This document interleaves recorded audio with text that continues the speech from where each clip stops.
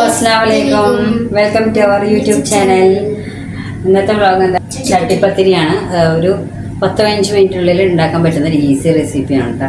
അപ്പോൾ എന്തൊക്കെ ഉണ്ടാക്കുന്ന ഇൻഗ്രീഡിയൻസ് എന്തൊക്കെയാണ് നമുക്ക് നോക്കാം.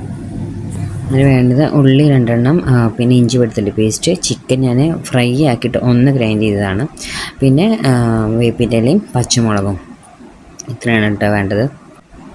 പിന്നെ 2 എഗ്ഗ് എടുത്തിട്ടുണ്ട് കേട്ടോ, അതിൽ മിക്സാക്കാൻ.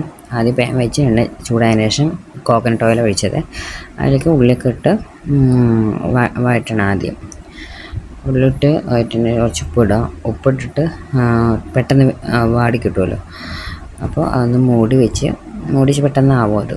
അതിന് ശേഷം പിന്നെ നമുക്ക് ബാക്കിയുള്ള ഇഞ്ചി വെളുത്തുള്ളി പേസ്റ്റ്, പച്ചമുളക്, വേപ്പിൻ്റെ ഇല അതും ഇടാം.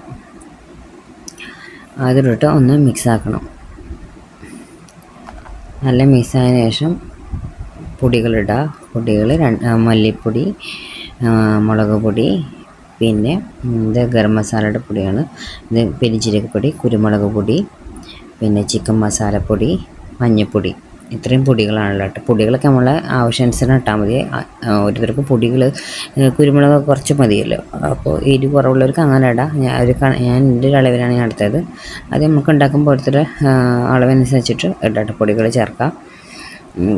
ഞാൻ കുരുമുളക് കുറച്ച് എടുത്തിട്ടുള്ളൂ, കുരുമുളക് പൊടി. അതൊക്കെ ഇട്ടതിന് ശേഷം നല്ല മിക്സാക്കുക. പച്ചമണമൊക്കെ മാറുന്ന വരെ നല്ല ഇളക്കി കൊടുക്കണേ. പച്ചമണമൊക്കെ മാറി പിന്നെ നമുക്ക് ചിക്കൻ ആഡ് ചെയ്യാം.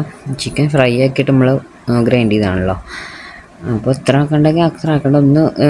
ഇത്ര വേണ്ടവർക്ക് ഒന്ന് ചെറുതായിട്ട് ക്രഷാക്കിയാൽ മതി. ഞാൻ കുറച്ച് കൂടുതൽ ക്രഷാക്കിയത് മാത്രം. അതിട്ട് നല്ല മിക്സാക്കണം. പിന്നെ അതിനെ നല്ല മിക്സായതിനു ശേഷം എഗ്ഗ് ഇല്ലേ, നമ്മൾ 2 എഗ്ഗ് എടുത്തില്ലേ, ആ എഗ്ഗ് എടുത്തിട്ട് ആ ഒരു വഴുവഴുവുണ്ടല്ലോ എഗ്ഗിൻ്റെ, അത് മാറുന്ന വരെ ഒറ്റയായിട്ട് കിട്ടുന്ന വരെ നല്ല ഇളക്കണം. പിന്നെ ഇളക്കിയതിനു ശേഷം മല്ലിച്ചപ്പ് ഇടുക. ഒന്ന് കുറച്ച് നേരം ഒന്ന് മൂടി വയ്ക്കാം. ഇനി ചട്ടിപ്പത്തിരിക്കുള്ള ബാറ്റർ ഉണ്ടാക്കണം. അതിന് ഞാൻ 2 കപ്പ് മൈദ ഞാൻ എടുത്ത് കേട്ടോ. ഓരോരുത്തർക്ക് എത്ര വേണ്ട ചെയ്യുന്നതിനനുസരിച്ച്. പിന്നെ മൈദ അരയാൻ വേണ്ടിയിട്ട് വെള്ളമല്ല, പാലാണ് എത്തിക്കുന്നത്. 2 ഗ്ലാസ് പാല്, പിന്നെ 1 എഗ്ഗ് ഞാൻ അതിൽ ഇടണം കേട്ടോ. ഈ ബാറ്ററിൽ 1 എഗ്ഗ് ചേർക്കുന്നത്. എന്നിട്ട് അതൊക്കെ കൂടി കുറച്ച് ഉപ്പിടണം. എന്നിട്ട് മിക്സ് ചെയ്യും.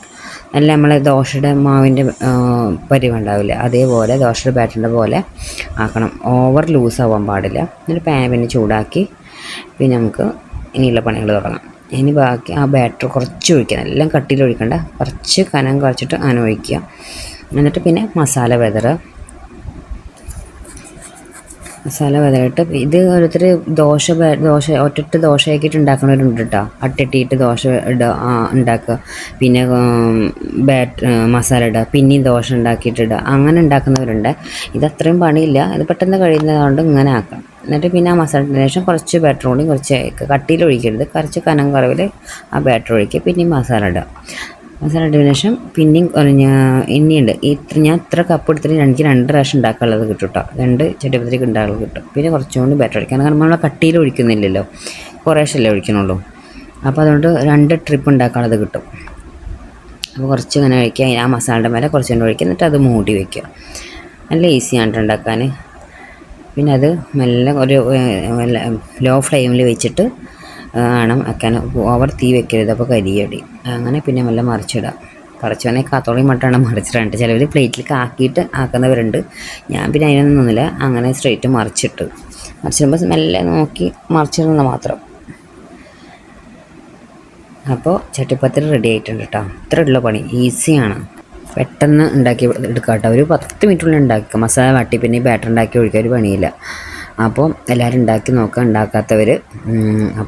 അപ്പോൾ വീഡിയോ ഇഷ്ടമായിട്ടുണ്ടെങ്കിൽ ലൈക്ക് ചെയ്യുക, ഷെയർ ചെയ്യുക, കമൻറ്റ് ചെയ്യുക, സബ്സ്ക്രൈബ് ചെയ്യാതെ കാണുന്നവരുണ്ടെങ്കിൽ സബ്സ്ക്രൈബ് ചെയ്യുക. Okay bye. Thank you.